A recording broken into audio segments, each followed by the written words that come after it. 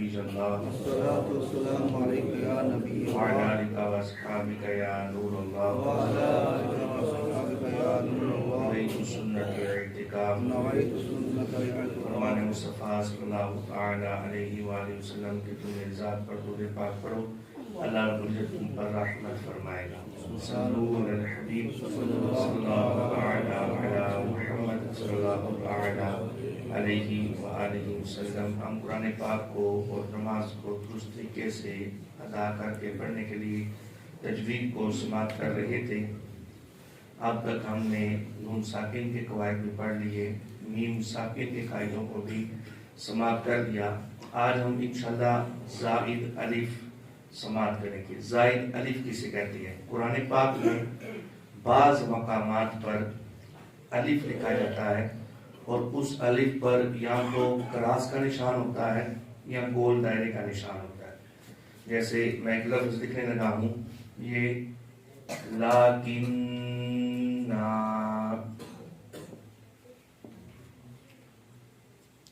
ये अब ये अलिफ मद्दा हो रहा है, अलिफ से पहले जबर आ रही है तो इसको लंबा करके पढ़ना है। लाकिन्ना, ये लाम के ऊपर खड़ी हरकत है, लाम को भी लंबा करना है। लाकिन्ना, लेकिन बाज़ जगह बाज़ मकामात पर बाज़ जो छापे हैं कुरान पाक के नुस्खे, उनमें इस तरह क्रॉस का निशान होता है अलिफ के ऊपर और बाज़ पे इस तरह गोल दायरे का निशान होता है। ये पेज नंबर है 32 नंबर पेज है। आप इस तरह गौर करें, इस तरह यहाँ तो अलिफ के ऊपर क्रॉस का निशान होगा या फिर अलिफ के ऊपर गोल दायरे का निशान होगा। तो कुरान पाक के पढ़ते हुए जब आपको इस तरह का अलिफ के ऊपर क्रॉस या गोल दायरा नजर आए तो ये समझ लें कि ये जायद अलिफ है। जायद मतलब ज्यादा, अलिफ अलिफ, तो ये जायद अलिफ भी कुरान पाक का हिस्सा है। ये अलिफ पढ़ा नहीं जाता, यानी इसको अब पढ़ा जाएगा लाकिन्ना, लंबा नहीं किया जाएगा। तो अगर लंबा करेंगे तो अलिफ पढ़ा गया, तो अलिफ नहीं पढ़ेंगे। तो अब इसको कैसे पढ़ा जाएगा?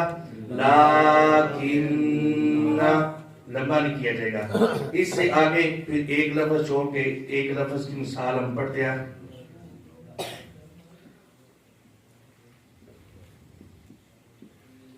अब अगर जायद अलिफ ना पढ़े तो ये पढ़ा जाएगा और वसूला, लेकिन ये जायद अलिफ है तो क्रॉस का निशान या गोल दायरे का निशान लगा हुआ होगा। कुरान पाक के बाज़ नुस्खों पर क्रॉस का निशान होता है और बाज़ पे गोल दायरे का, तो वो अलिफ नहीं पढ़ा जाता। तो अब ये पढ़ा जाएगा और रसूला, और रसूला, यानी वो अगर अलिफ पढ़ा जाए तो फिर जाहिर है ये अलिफ मद्दा हो जाएगा, तो लंबा करके पढ़ेंगे।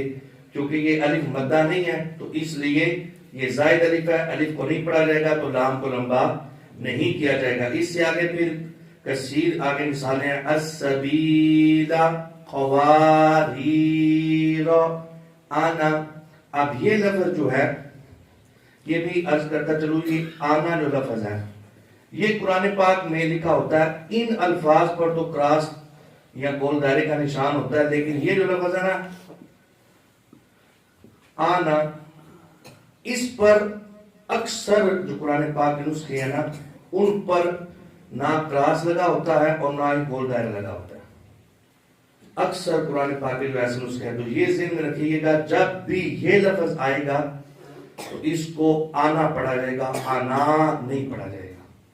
ये जायद अलिफ है। जब भी ये लफ्ज आएगा तो इसको पढ़ा जाएगा आना, आना, नून को लंबा नहीं किया जाएगा।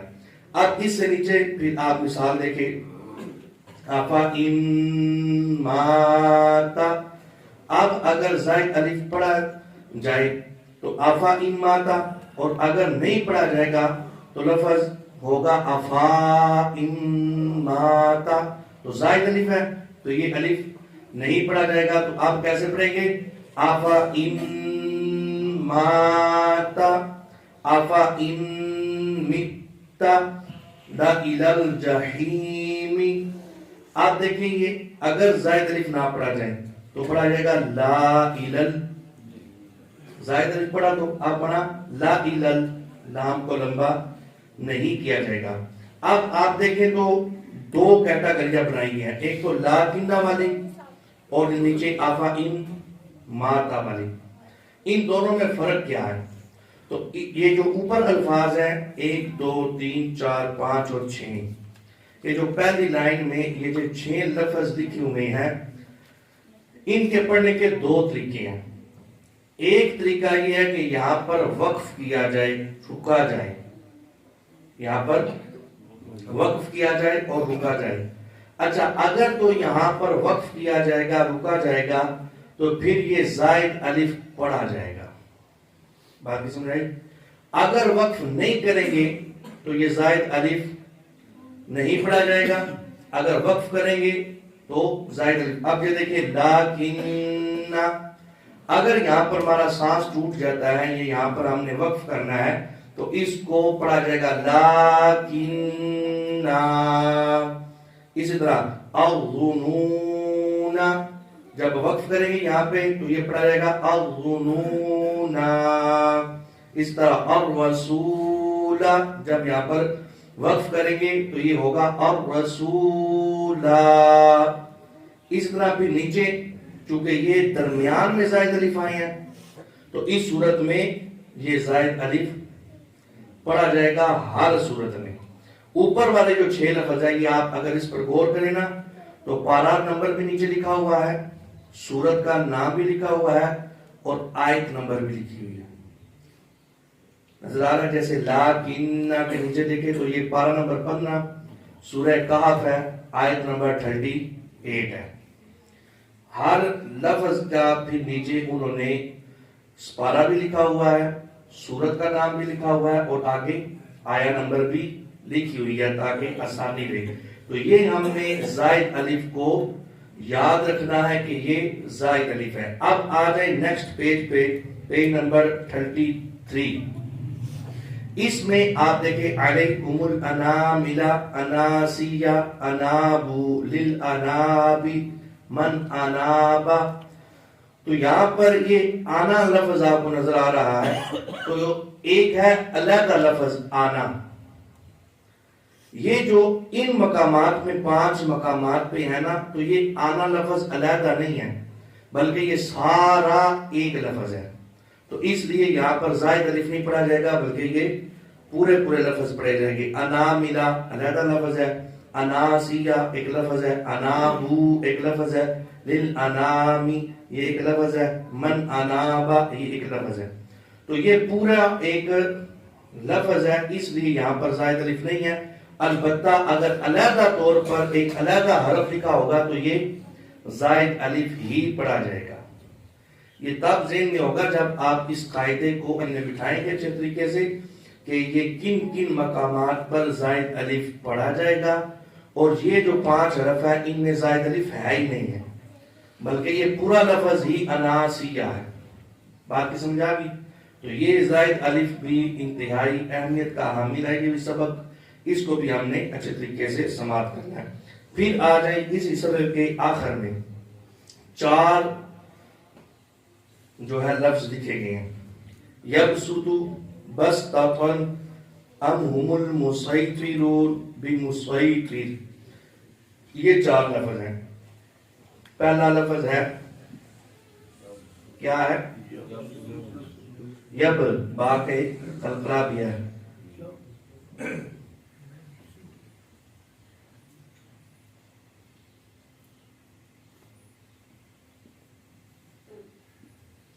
اب آپ یہاں پر دیکھیں تو یہ سواد کے اوپر سین بھی لکھا ہوا ہے، لکھا ہوا ہے یب سدو میں سواد کے اوپر سین بھی ہے۔ آگے والا بس خواتن میں آپ دیکھیں سواد بھی لکھا ہے، سین بھی لکھا ہے۔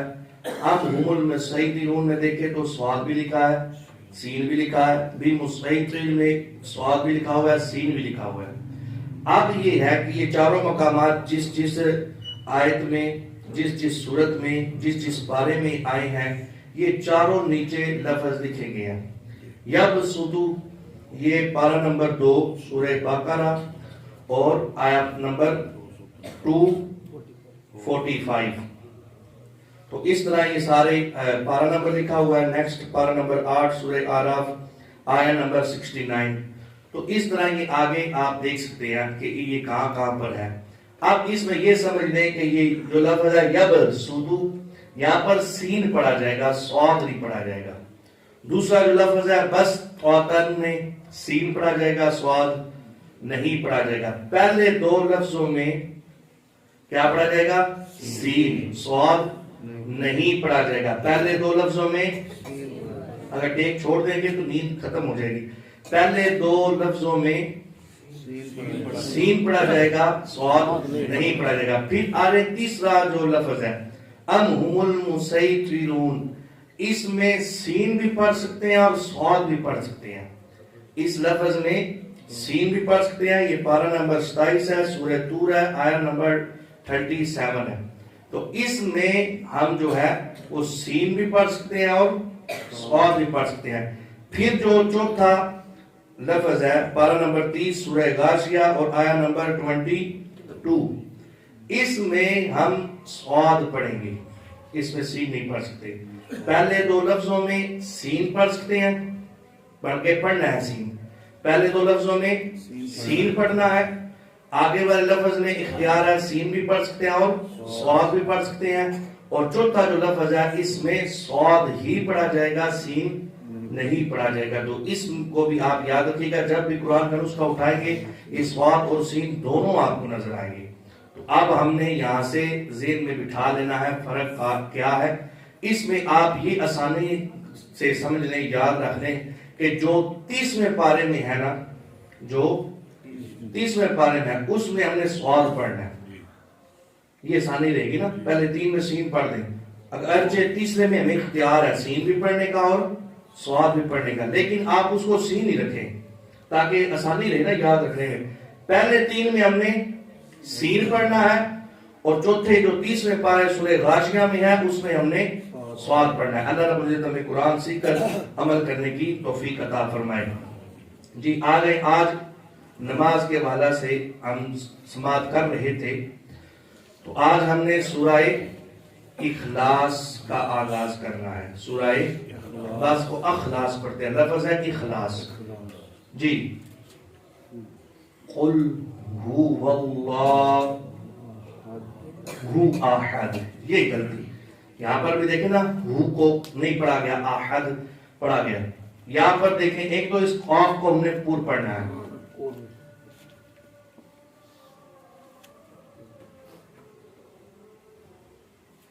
قل هو اللہ احد. اب یہاں پر اکثر طور پر لفظ پڑھا جاتا ہے قل هو اللہ، قل هو اللہ، قل هو اللہ. لیکن آپ عمومی طور پر ہم پڑھتے ہیں غیر المغضوب علیہم ولا الضالین آمین بسم اللہ الرحمن الرحیم قل هو اللہ احد قل هو اللہ احد قل هو اللہ قل. یہاں پر لام کے اوپر پیش تو ہے ہی نہیں، لام کے اوپر تو جزم ہے، یہ ساکن ہے. تو یہ لفظ ہے قل، کیا ہے؟ قل. پھر یہ ایک علیحدہ لفظ ہے هو اللہ، هو اللہ. اب یہاں پر بھی غلطی سے قل هو اللہ ہوتا ہے، ہاں پڑھی نہیں جاتا، لام کے اوپر پیش پڑھی جاتی ہے قل هو اللہ. او احد، یہاں پر او کی آواز نکلتی ہے، حالانکہ یہاں پر ہاں پیش ہو پڑھنا ہے. تو یہاں پر عمومی طور پر قل هو اللہ احد، او احد، او احد نہیں ہے، بلکہ یہاں پر ہا ہے اور ہا کے اوپر پیش ہے. ہا کی آواز کو سینے سے نکال کر واضح طور پر یہاں پر ہا پڑھنا ہے ہم نے قل هو اللہ احد.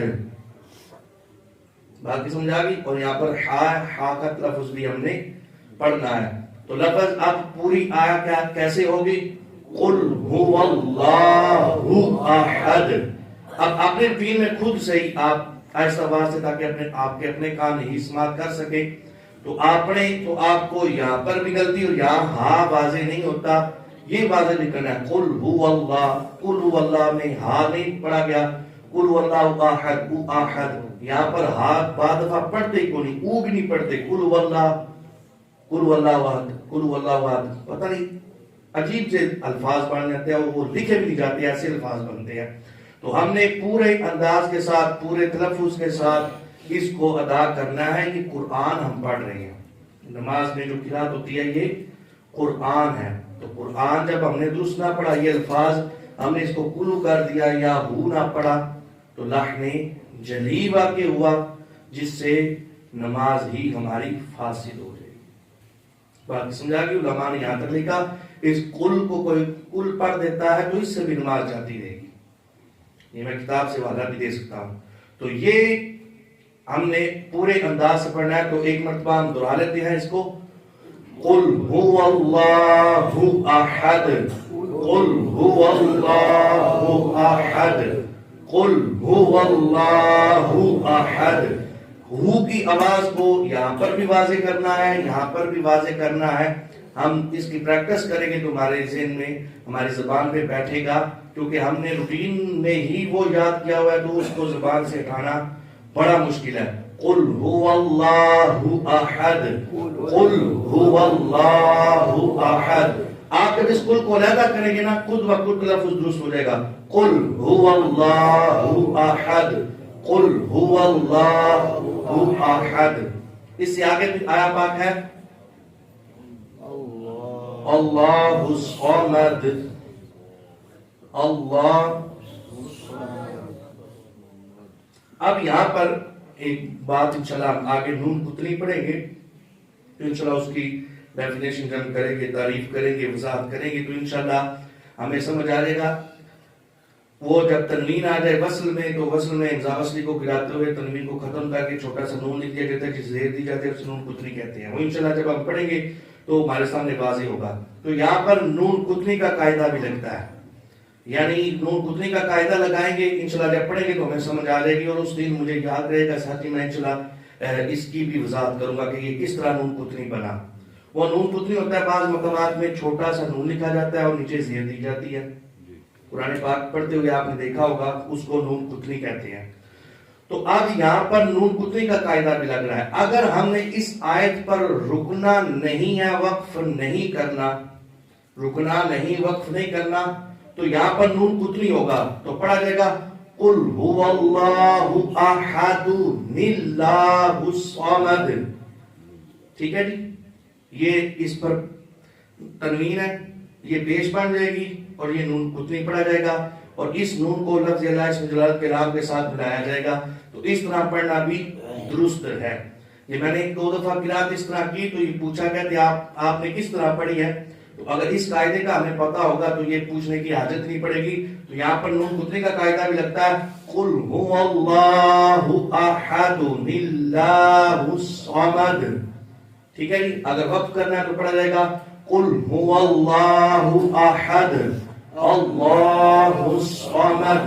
انشاءاللہ اس سے آگے ہم کل انشاءاللہ جو سورہ پاک رہے گی انشاءاللہ آگے ہم پڑھیں گے, اور کوشش میں کروں گا کہ ایک دو سورہ جو عمومی طور پر پڑھی جاتی ہے, جیسے سورہ کوثر ہے, یہ اکثر طور پر پڑھی جاتی ہے, تو کوشش کریں گے سورہ کوثر بھی ہم یہاں پر لے کر سمجھے. اللہ رب العزت ہمیں سمجھنے کی توفیق عطا فرمائے. الحمدللہ.